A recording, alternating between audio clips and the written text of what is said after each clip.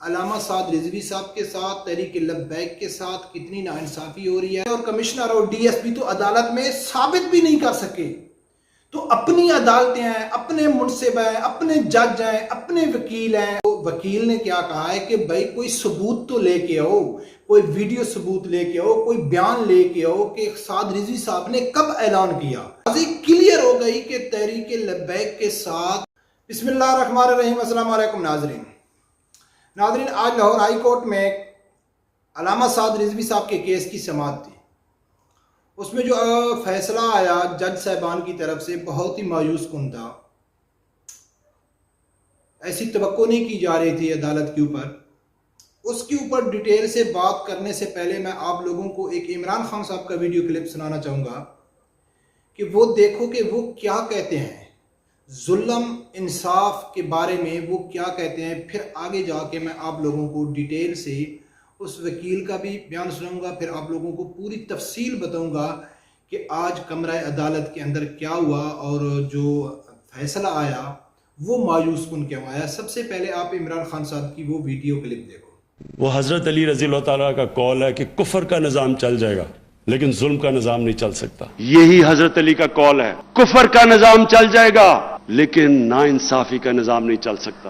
حضرت علی کا قول ہے کہ کفر کا نظام چل جائے گا لیکن ظلم کا نظام نہیں چل سکتا۔ ناظرین، آپ لوگوں کو ویڈیو کلپ سنانے کا مقصد کیا ہے کہ بھائی عمران خان صاحب جس ٹائم بھی سٹیج میں آتے ہیں تو وہ بہت ہی اچھی باتیں کرتے ہیں کہ ظلم کی حکومت نہیں چل سکتی، کفر کا نظام چل سکتا ہے، ظلم کی حکومت نہیں چل سکتی، کفر کا نظام چل سکتا ہے، ناانصافی نہیں چل سکتی۔ میں اللہ کو کیا جواب دوں گا کہ غریب کو چھوڑ دو اور غریب کو پکڑ لو اور امیر کو چھوڑ دو، امیر کو NRO دو، یہ انصاف نہیں ہے۔ یہ بہت اچھی اچھی باتیں کرتا ہے، لیکن اس کی حکومت میں اس کے برعکس ہو رہا ہے۔ میں آپ کو یہ بھی بتاؤں گا کہ کن کن کے ساتھ ناانصافی ہو رہی ہے۔ علامہ سعد رضوی صاحب کے ساتھ، تحریک لبیک کے ساتھ کتنی ناانصافی ہو رہی ہے، اور بڑے بڑے مجرموں کو، بڑے بڑے پاکستان کے دشمنوں کو چھوڑا جا رہا ہے۔ ابھی علامہ سعد رضوی صاحب کی غلطی کیا ہے کہ اس کی پوری جماعت کو کالعدم قرار دے کر اس کو جیل میں ڈالا گیا، اس کو کال کوٹری میں ڈالا گیا۔ اس کی غلطی کیا تھی کہ اس نے 11 تاریخ کو اعلان کیا تھا کہ ہم احتجاج کریں گے۔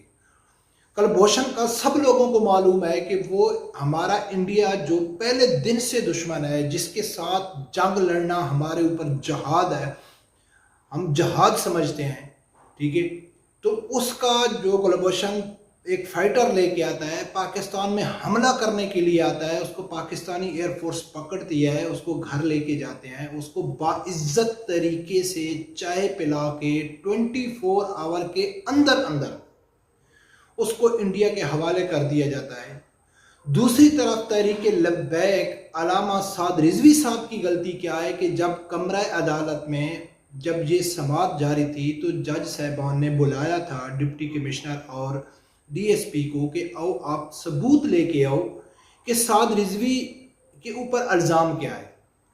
تو سعد رضوی صاحب نے کو ڈپٹی کمشنر اور SHO نے کہا ہے کہ بھئی اس نے اعلان کیا تھا کہ بھئی ہم 11 تاریخ کو روڈ بلاک کریں گے، ہم اس کو یعنی کہ احتجاج کریں گے، یہ اس کے اوپر الزام ہے۔ تو اس کا تحریک لبیک یعنی کہ علامہ سعد رضوی صاحب کے وکیل نے کیا جواب دیا، وہ جواب سنو، پھر آگے جا کے میں آپ لوگوں کو پوری تفصیل سے بتاتا ہوں۔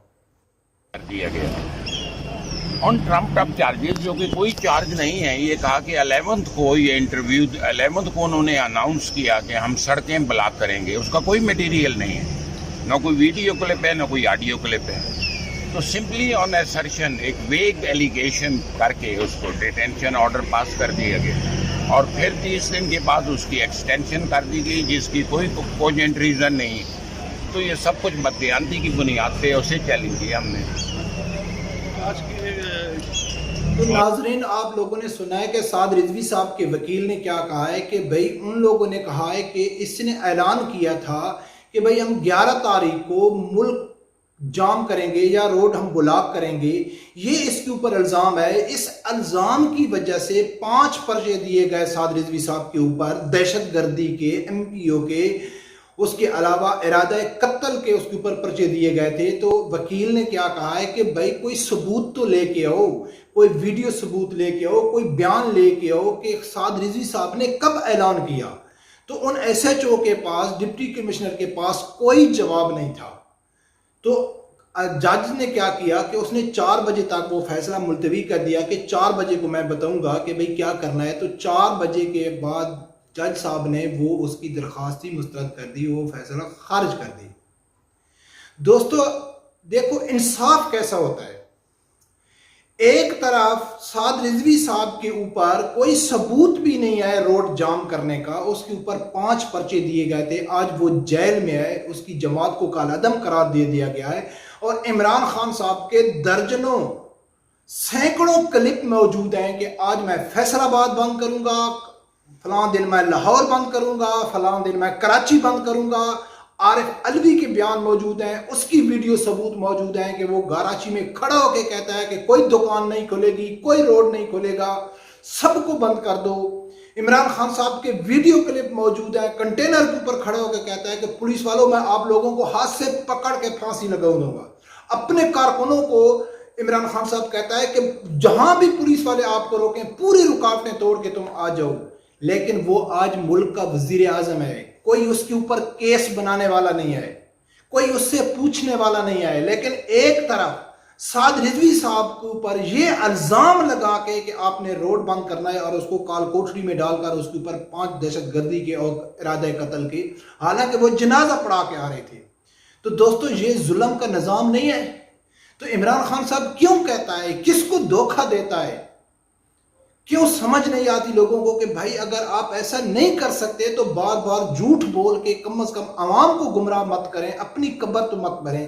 کہ کتنی پیاری باتیں کرتا ہے کہ جی کفر کا نظام تو چل سکتا ہے لیکن ظلم کا نظام نہیں چل سکتا ہے. تو کیا عمران خان کے دور میں کلبھوشن والا ظلم نہیں تھا, سہیوال باقی والا ظلم نہیں تھا؟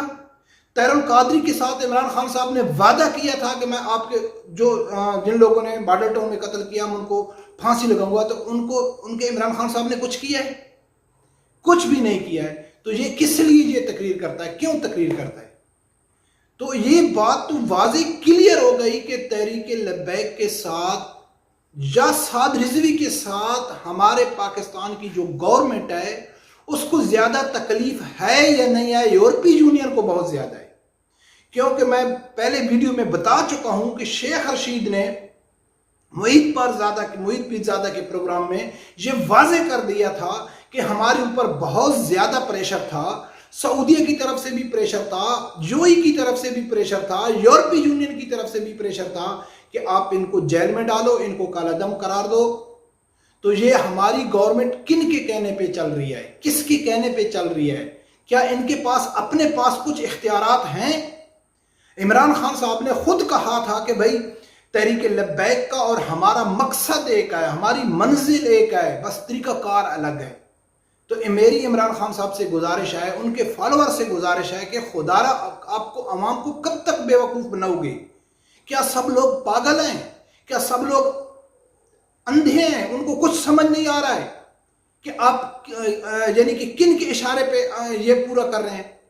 بھئی جب آپ یہ کہتے ہیں کہ ہمارا مقصد ایک ہے, طریقہ کار الگ ہے, تو اس کا جو طریقہ کار تھا, تو جس طریقہ کار کو بنیاد بنا کر آپ لوگوں نے ان کے اوپر پرچہ کاٹا, ان کے اوپر ایف آئی آر کاٹی, وہ آپ کے پولیس والے اور کمشنر اور ڈی ایس پی تو عدالت میں ثابت بھی نہیں کر سکے. تو اپنی عدالتیں ہیں, اپنے منصب ہیں, اپنے جج ہیں, اپنے وکیل ہیں, سب کچھ اپنی ہے. آپ کی مرضی ہے کس کو این آر دے دو, آپ کی مرضی ہے کس کو کال کوٹڑی میں ڈال دو, پورا قانون پوری سب کچھ آپ کے ہاتھ میں ہے. لیکن ایسا مت کہو کہ عدالتیں آزاد ہیں, ایسا مت کہو کہ بھی عدالتیں شریف خاندان کو چھوڑ رہی ہیں. اگر عدالتیں آزاد ہوتی ہیں, اگر عدالتوں کے اوپر آپ کا پریشر نہیں ہوتا, تو یہ سعد رضوی صاحب کے ساتھ ایسا ہرگز نہیں ہوتا, ایسا ہرگز نہیں ہوتا. لیکن جو شریف خاندان کو آپ چھوڑ رہے ہیں, وہ بھی آپ قوم کے ساتھ ظلم کر رہے ہیں, وہ بھی آپ نے این آر او دے دیا ہے. آپ بار بار کہتے ہیں کہ میں این آر او نہیں دے دوں گا, لیکن آپ کو اچھی طرح معلوم ہے کہ صرف ایک پریس کانفرنس کی جہانگیر ترین نے صرف اپنے جو ان کے سپورٹر ہیں ان سے حلف لیا اور اعلان کیا کہ بھئی ہم حکومت کے ساتھ نہیں ہیں. نذیر چوہان نے ٹی وی میں بیٹھ کے عمران خان صاحب کے دھرچیاں اڑا دی. تو آپ نے دوسرے دن اس نذیر چوہان کو بلا کے اس کو کروڑوں روپے دے کے اور اپنے پارٹی کے کارکنوں کو, اپنے جو ایم پی ایم اے نے ان کو کہا کہ خبردار آپ جہانگیر ترین گروپ کے خلاف بات نہیں کر سکتے. تو این آر او کس کو کہتے ہیں؟